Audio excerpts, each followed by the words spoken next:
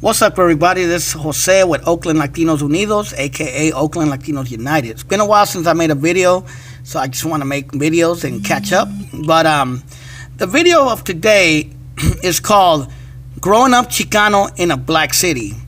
And yes, many of you know that I grew up in Oakland, in the east side of the Fruitvale District, East Oakland, ESO, town business. But I grew up in Oakland, and I pretty much grew up in Oakland in the 80s and 90s.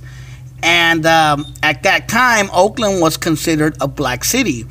Oakland in 1980 had a population of about 47% African American, and I believe in 1990 it went down to about 40% African American. And face it, just blacks were the majority, were almost or considered the majority of the city at the time. But at the same time, I grew up in a Latino neighborhood in Oakland. I grew up in Jingletown in the Fruitvale District, East 7th Street. And my environment was completely Latino. You know what I mean? Everybody around me was Latino. Everyone, you know, the hood was a barrio.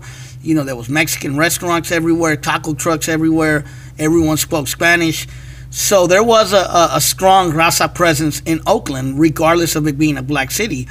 But Oakland, to be fair, was considered a black city, and many black artists, black organizations came from Oakland. The Black Panthers started in Oakland. You know, they were born in Oakland. You know, many artists came from Oakland, like, you know, like Too Short, MC Hammer, you know, Digital Underground, and a lot of, you know, too many to name. You know, athletes like Ricky Henderson, Marshawn Lynch, Gary Payton, just to name a few. And just there's been a strong African American cultural presence in Oakland, for sure, and that there's no denying that. That's just, it is what it is. It's a California city with a strong African American presence. But at the same time, I grew up amongst this, you know what I mean? Even though I grew up in the Fruitvale area, the areas around me were predominantly black. Like the Deep East was predominantly black, Seminary was predominantly black, West Oakland was predominantly black. So, you know, there was a lot of black folks around. And what was it like? You know what I mean? And this video, the point of this video is for many of you to understand this, you know, that we as raza, we can grow up around other people, around other so-called minorities, again, other people of color, other oppressed people. And those of you who grew up, who are Chicanos, who grew up in predominantly black areas, will relate to this video. But what was the good? The good of it was that I learned a lot about African American culture. I learned to get along with African American people because I had a lot of friends who were African Americans. And it wasn't nothing really weird to be around black people. It was weird how when I would go to other cities, people would be like, oh my God, Oakland, it's full of blacks, it's a ghetto. But to me, it was home. Like, what the fuck are you talking about? Oakland's cool. But, you know, like, I grew up around black music, you know what I mean, in Spanish and in English. And yes, a lot of Spanish music, whether you like it or not, aunque les guste o no, cumbia, salsa, reggaeton, punta, merengue, all of that has African influence. Even some Mexican music like son jarocho has African influence. So get used to it and get over it and accept it. But at the same time, I grew up around that music, but I also grew up around local music like hip-hop, rap, you know, funk, R&B, you know. More recently, I've been understanding jazz and blues more, and how that is the mother of a lot of the rhythms of today. So, you know, yeah, I grew up respecting a lot of black arts, you know what I mean, because I grew up around it. And I play drums now. I play Afro-Colombian drums. So, you know, I've always been connected to this. At the same time, I'm starting to connect with my indigenous roots as well. But, you know, Oakland, those were the good things. I learned a lot about black history. I learned about the Black Panthers, about Malcolm X, Martin Luther King. I would say black history was pushed a lot in Oakland because of a strong black population. Matter of fact, my first hero was Malcolm X. You know what I mean? He was a dude that I really looked up to, you know, was Malcolm X. I really loved his story when I read about him. He was one of the first, like, I would say, black activists that I learned about and was really inspired by. And later, when I learned that the Black Panthers were working with the Chicano movement in the Fruitvale area to help them create free breakfast programs and patrolling the police, just like the Black Panthers were doing. That was cool, you know, when I learned that history, and it's a damn shame nobody knows about it. But yeah, you know, those were the good things. The bad things was that, yes, there was some racism. Some blacks were racist against Latinos, let's be fair. So, you know, I ran into some experiences where people were like, where blacks told me, don't speak Spanish. Or like, fuck Mexicans. Or like, you know, you fucking burrito eating motherfuckers. You know, I had shit like that happen to me, unfortunately. There was also, and to be fair, there were Latinos who were the same way against blacks. I would say there were fights, there were incidents where there were like racial wars or gang wars sometimes between black hoods and Mexican hoods and schools. And you know, even politically, there had been some black politicians who would support like anti-immigrant bullshit or be against anything the Latinos were doing, you know. But at the same time, there were some black politicians who were not.